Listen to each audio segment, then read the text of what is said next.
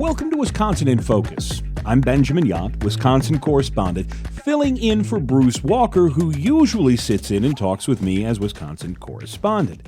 This week, a couple of very big stories broke on the day that we're taping this podcast, Thursday, May the 4th. May the 4th be with you. We've talked a lot here on Wisconsin in Focus about shared revenue. The idea that the state of Wisconsin shares money with local governments. Currently, it happens. About $1 billion gets shared from the states back to local governments. All governments, from Milwaukee up to Ashland, big, small, city, county, municipality. Local governments in Wisconsin have, for years, said they would like more. This year, Republicans in the Assembly, thanks in part to the $7 billion budget surplus, have decided that they're ready to give local governments more money.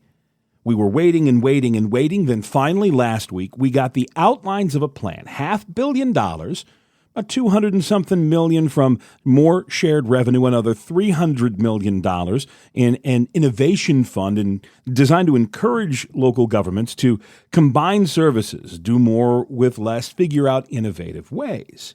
We got more and more of the details as we worked through this week. Then, on Thursday, Governor Tony Evers came out and put the kibosh on the entire thing. But the state must step up more than what I've seen. It's why I can't support the Republican plan as is, and frankly, I'll veto it in its entirety. It is not enough resources. We have the resources to do it. Let's increase the money that's going to the locals. And frankly, also, let's kind of remove all those restrictions that the legislation was putting on those local folks. You know, here in one way we want to bring them more money, and in another way we want to take more control away from them. It doesn't make sense. Send me a clean bill that talks about the money that we're going to. This is, of course, not a surprise. The governor has threatened to veto many of the Republican-only plans. It is not just the amount of money. The governor, by the way, did not say just how much more he would like, but he does say we have the resources, let's use them.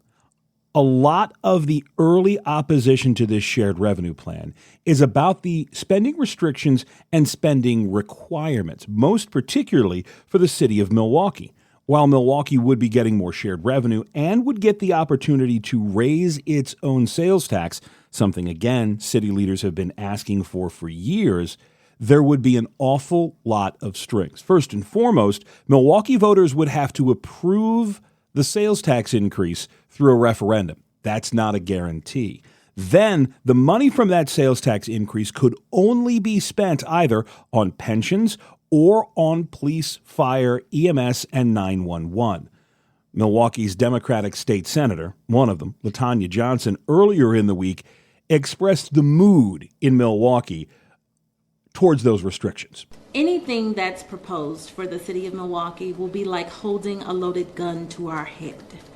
We are not going to have many choices in terms of compromise. Shared revenue is needed both in Milwaukee and Milwaukee County.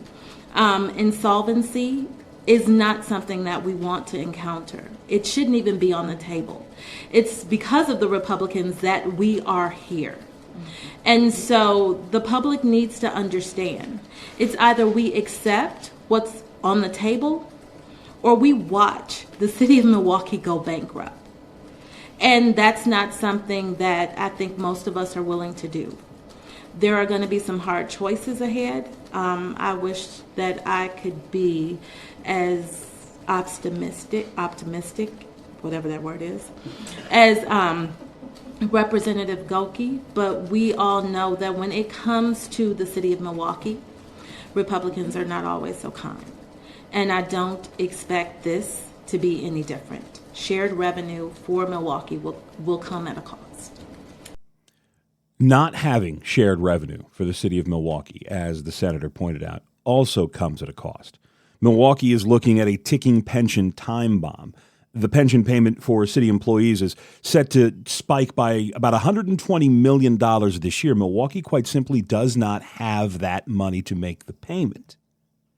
Assembly Speaker Robin Vos, in the aftermath of Governor Evers' decision on Thursday to promise a veto if the shared revenue plan isn't approved or isn't changed, said that Republicans have put together a plan that the voters of Wisconsin, the taxpayers of Wisconsin, can support. And he said the consequence of not agreeing on this proposal is that the city of Milwaukee goes bankrupt. And that's the game of chicken here. The governor wants changes. Republicans aren't really in the mood to hand more money over to Milwaukee. State Senator Steve Nass from Whitewater said it's a bailout that's on the table right now, and he doesn't want to bail out Milwaukee from its poor decisions. So as we head towards the end of May, and it will very quickly be the end of May, and the end of the current budget, the question remains. Everyone agrees that they want to send more money to local governments in Wisconsin. How are they going to do it? How much are they going to send?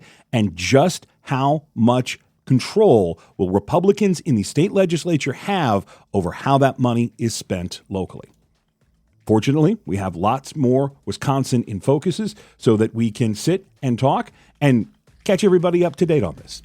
Listeners can keep up with this story and more over at thecentersquare.com for more stories by me, Benjamin Yount. Please subscribe and thanks for listening.